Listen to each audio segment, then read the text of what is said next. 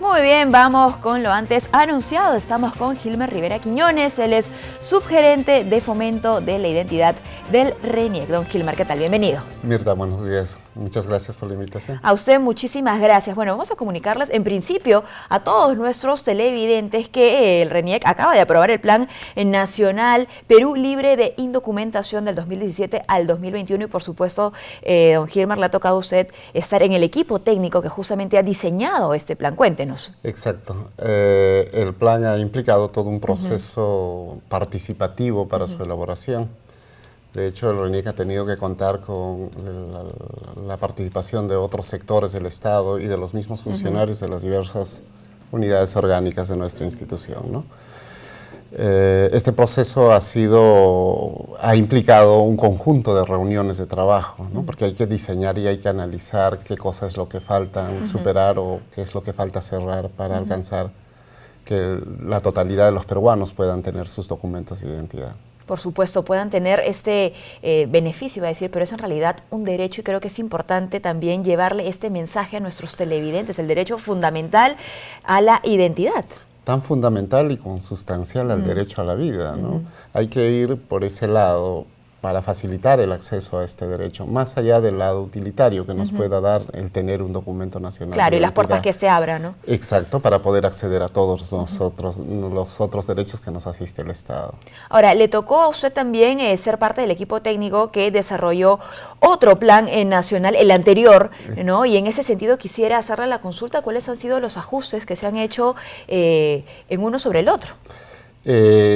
Bueno, en realidad el RENIEC tiene 3 planes nacionales, uno que va del 2005 al 2009, muy bien, el segundo que va del 2011 al 2015 y este tercero que va del 17 al 2021. Los 2 primeros planes han estado enfocados en el cierre de brechas de indocumentación. Recordemos que en el 2015 solo aproximadamente el 40% de los peruanos tenía o contaba con un documento nacional de identidad. Significaba que la mayor parte de nuestros conciudadanos no contaba con estos documentos. A la actualidad solo el 0,8% no cuenta con este documento, es decir, que está en situación de indocumentado. Esto nos hace cambiar de giro a nuestro trabajo y a nuestro enfoque. Lo que pretendemos con este plan es cerrar, sí, las brechas de indocumentación, pero con criterios de calidad, de oportunidad y equidad, ¿no? Les ha tocado ser seguramente mucho más minuciosos, ¿no?, en el manejo de la información, porque claramente el porcentaje se ha ido reduciendo, lo cual es un logro, ¿no?, pero tampoco permite que la entidad se cruce de brazos. Exacto. Necesitamos, número uno, hay ciertas premisas que debemos manejar. Hay que mantenerlo alcanzado, hay que sostenerlo alcanzado y eso es todo un trabajo, es todo un desafío. Lo otro es que hay que nivelar el acceso con calidad que se ha venido dando para las urbes, pero en relación a los ámbitos rurales, ¿no? Es decir, que tenemos que mejorar el acceso a los servicios en el ámbito rural. Por supuesto. En el diagnóstico que se ha establecido dentro del Plan Nacional Perú Libre de Indocumentación, ¿cuáles han sido las principales barreras que se han encontrado en el trámite del mismo proceso? Están más relacionados a los registros de nacimiento. Una de las, bueno, la barrera geográfica, la barrera administrativa, normativa, que antes primaban para el acceso a la documentación, han sido de alguna manera niveladas, claro, ¿no? Porque se han implementado, por ejemplo, o se han adaptado ciertas normas o se han flexibilizado para poder alcanzar. Por ejemplo, si hablamos de barreras geográficas, sí, hemos implementado desde el RENIEC una estrategia de acercar el servicio, por eso hemos implementado las brigadas itinerantes, claro, que llegan a todos los rincones de nuestro país. Y por ello el trabajo con otras entidades, exacto, ¿no?, para garantizar la presencia del registro. Exacto, la articulación es clave en este tipo de trabajo. Muy bien. RENIEC huérfano de apoyo no podría lograr documentar por sí solo a muchos peruanos como lo ha logrado. Necesitamos del aporte y del apoyo permanente de todos los sectores, ¿no?, de los gobiernos locales y de las entidades que operan sobre todo en los ámbitos rurales. Este plan está enfocado para las personas en situación de vulnerabilidad. Muy bien. En ese sentido, y hablando justamente de este grupo, sé que han identificado 7 subgrupos, ¿podríamos decirlo? Sí, sí, hemos priorizado nuestra atención, Ajá. hemos focalizado nuestra atención en 7 grupos poblacionales. Cada grupo tiene su particularidad y tiene una problemática diferente.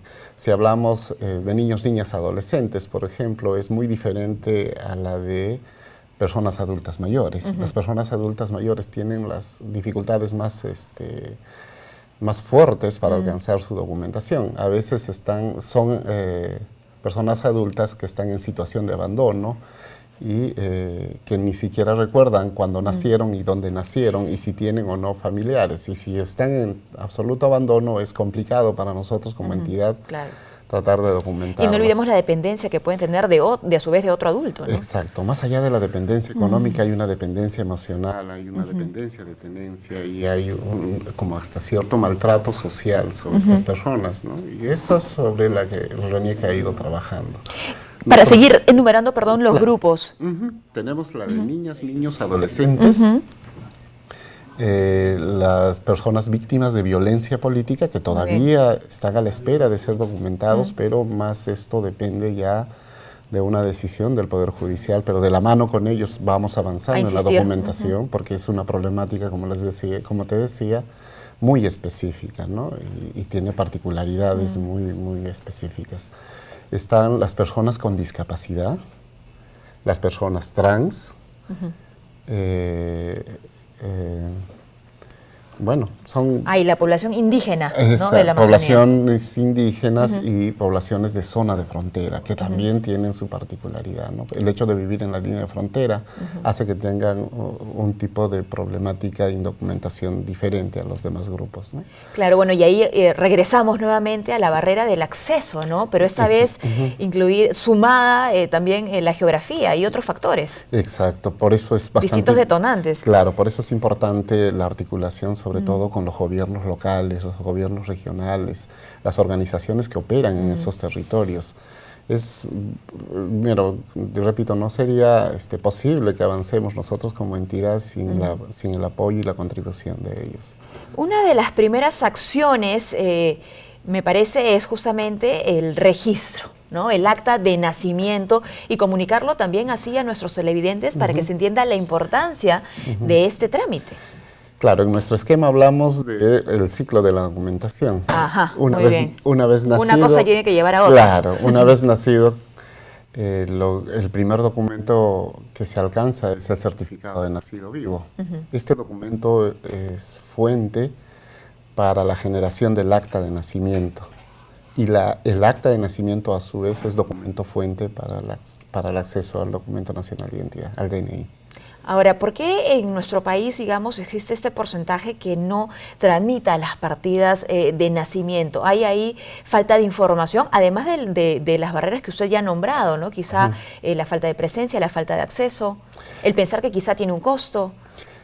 Bueno, ya no es excusa para documentarse el costo. A la actualidad creo que lo que se ha ganado de toda la experiencia de la política de documentación en nuestro país es que se ha generado una cultura de la documentación oportuna. Son muy pocos los que tardan en documentarse, por eso es importante que este plan apunta a la oportunidad del registro y para ello nos tenemos que articular con el Ministerio de Salud.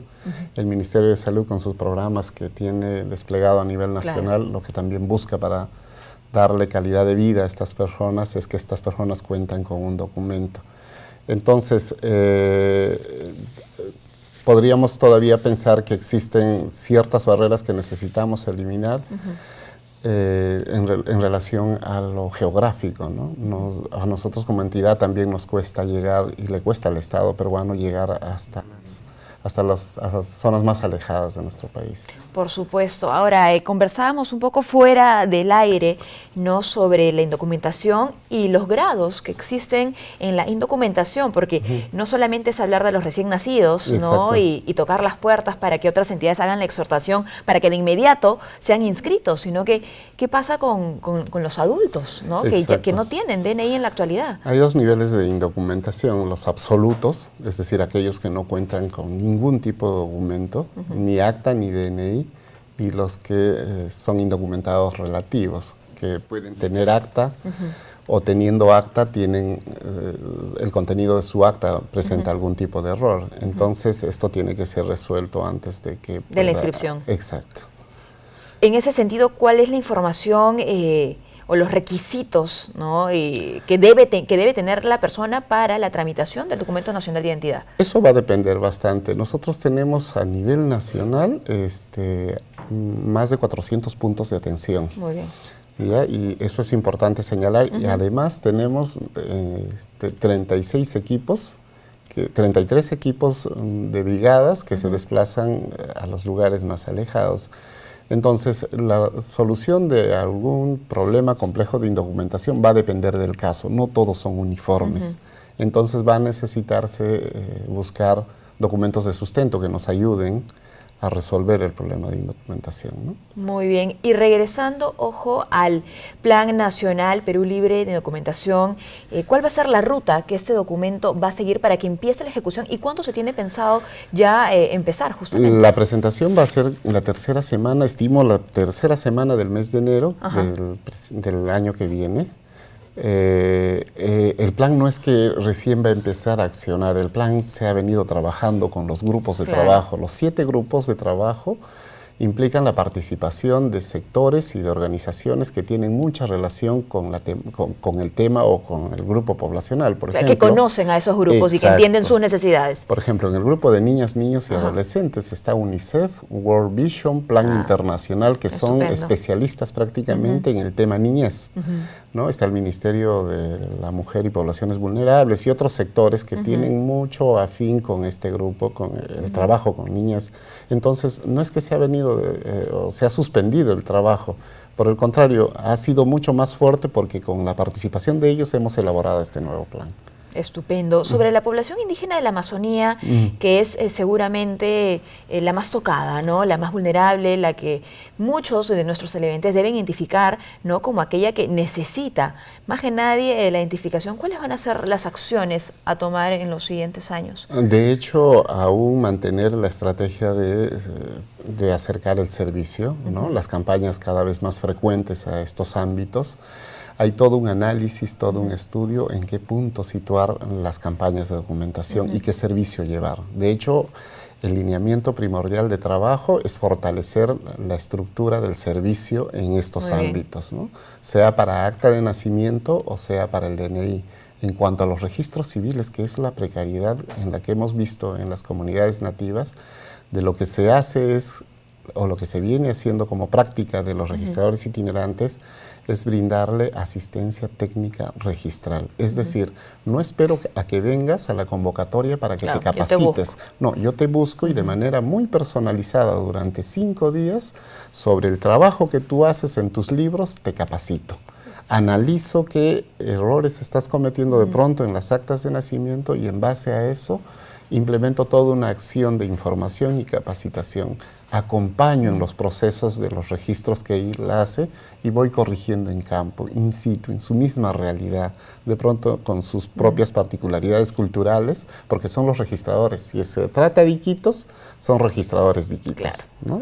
Y bueno, me imagino que esto va a permitir justamente mantener el orden en este ciclo de la documentación, ¿no? Porque de poco valdrían los esfuerzos de estar allí, de generar la presencia, ¿no?, si finalmente quienes hacen el trabajo del día a día en la práctica tienen esta serie de errores, ¿no? La estrategia que el RENIEC ha hecho para delegar funciones registrales a las comunidades nativas es una estrategia magnífica de acercar el servicio a estas comunidades.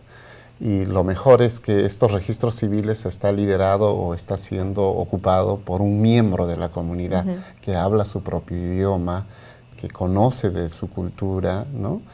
Y que sabe de la vivencia de los pobladores. Lo que necesita el RENIEC en el marco de este plan y lo que se va a hacer en el marco de este plan es darle como un soporte a esto, ¿no? Porque la estructura lo que necesita es fortalecerse en el ámbito de las comunidades nativas. Bueno, finalmente, don Gilmer, ¿cuál sería su mensaje, ojo, para aquellos televidentes que están en sintonía de JN Noticias, que quizá pueden conocer a personas también, ¿no?, que están indocumentadas y que necesitan conocer que hay un plan, ¿no?, ya en camino para responder a sus necesidades? Decir que esto no es un plan del RENIEC, solo del RENIEC, sino es un plan de todos, un plan que ha sido construido con la participación de todos los sectores, y entonces todos tenemos como peruanos el encargo de ir cerrando brechas de indocumentación. La responsabilidad no solo está en la institución, no solo está en el Estado, la responsabilidad también está en la exigencia del acceso a este derecho, y este derecho es el acceso al nombre y el derecho a la identidad, ¿no?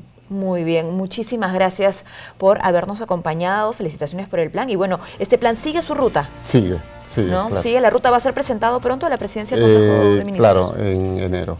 Muy bien, muchísimas gracias. Hacemos una pausa y retornamos con mucho más aquí en JN Noticias.